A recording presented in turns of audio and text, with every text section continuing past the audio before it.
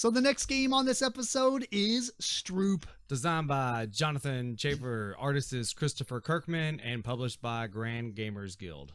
Stroop is a small card game that the whole mechanism is based off the Stroop effect, which is where your brain, where you see something, but your brain interprets it differently. So basically there's a deck of cards and each card has a word on it, and that word is going to have different properties to it.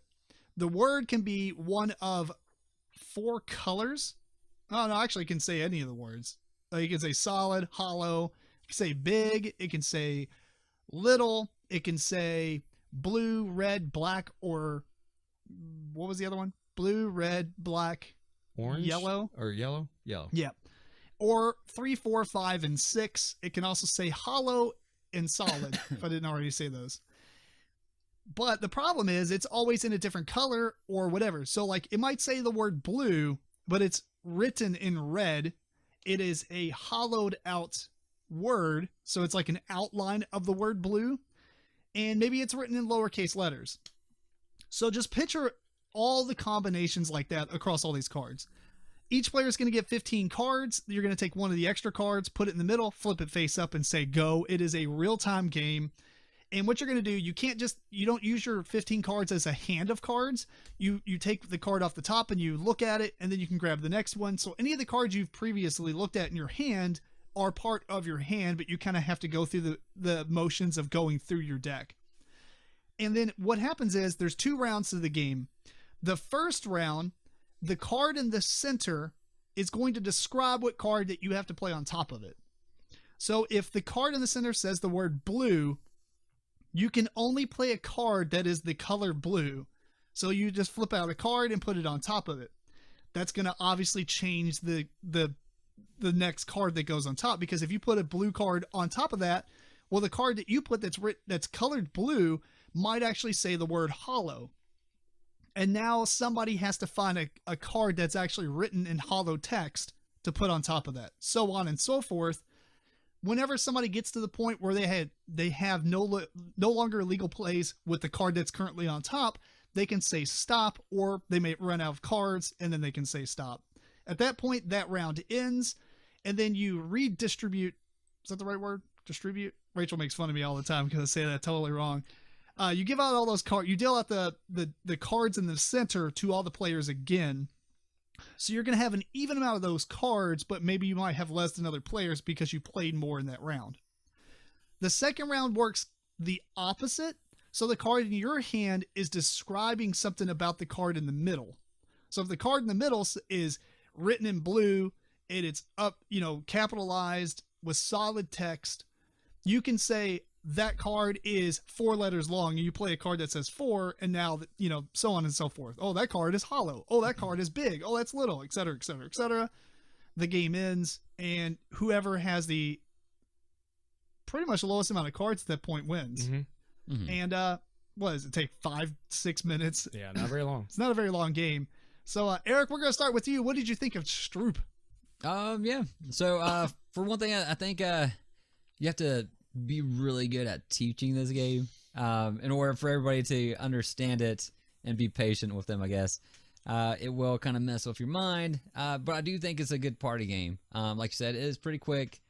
It is pretty easy to teach, but you have to give that extra time to make sure everybody understands what exactly we're doing in this round. They think they understand, right? But then they start, and you're like, "What?" Yeah.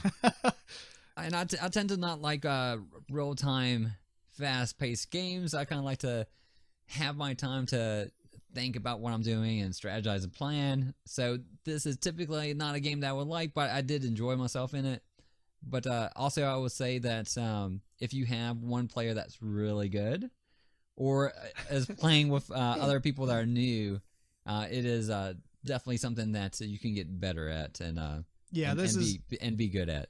There's definitely a skill cap, and they almost need to build a handicap into this game because somebody will run the board essentially. You know what I mean? Like they're just going to be so fast at thinking. And adding on to that, you almost need a outside judge to watch the game. Yeah, it's like no, that wasn't a legal move, right? Yeah. So I did like that aspect as well. that was probably one of my favorite aspects to it. Is try to beat someone to it. It's like my card was down first. Yeah, my card's below yours. Yeah. What'd you think, Matt? Yeah, one of the earlier games that I got into with the kids was Spot It. So this reminds me a lot of Spot It, but on some serious steroids. It is a simple game, really. The rules, like Eric said, if they're explained, well, and everyone just pays attention, there's nothing hard about the game except for the fact that it is dealing with the whole Stroop effect. Mm-hmm. Yeah. It's just hard to get your mind around what you're trying to accomplish. I could see people getting easily frustrated with this game. But even at that, I just try to, maybe I'm not winning. If you're super competitive and this is bothering you, you can't win every time. Just try and do like I do, and either just try and improve like a card or two every time that you're doing it. As long as you can kind of improve a little bit, that's all. I'm not going to win. That's fair. But, so, I think this actually touches on one thing that a lot of board games does not. I mean, a lot of board games will increase your skill as a person, like as for real life stuff. mm-hmm. This kind of does that. You know what I mean? Like most board games are like, okay, well, maybe you did a lot of adding and maybe thinking ahead a couple of turns. Right. This literally can train you to think quickly, Mm-hmm. but with training your mind that not everything that you see is what it is. You know what I mean? Yeah. Like, so it's a very cool skill to learn once you get good at it, because that Stroop effect is a real thing. It's all over the place sometimes, even though you don't know it, because people just look at something and they just immediately think, oh yeah, that's yellow. It's like, no, it just said the word yellow. It's like stuff like that. I don't know. I just think it's a cool aspect to gaming where when you're playing something, you're actually developing a skill that you're training your mind that you can use outside of the game too. Mm-hmm. Sure. And so that is a huge thing. I mean, because as you're playing the game, your brain is actually getting smarter with the ability to work with your eyes. It's a cool concept. I really like the game. I think I can't remember if he said it's in retail doing pretty well. I think he did say it. That's what he said. Yeah. I can totally see this game in retail, and I'm glad that it is in retail. Mm-hmm. I mean, this is the type of game that needs to be in retail because it's a small card game, small footprint. It's a fun little party game. I mean, it meets all the criteria of people who want to play a small card game. Mm-hmm. Adding on to this, though, it does come with more cards that we have not gotten to. It's another small deck. It's like maybe half the size of the deck, or maybe it's like the same size of the deck. I can't remember. It looked about the same to me. Right.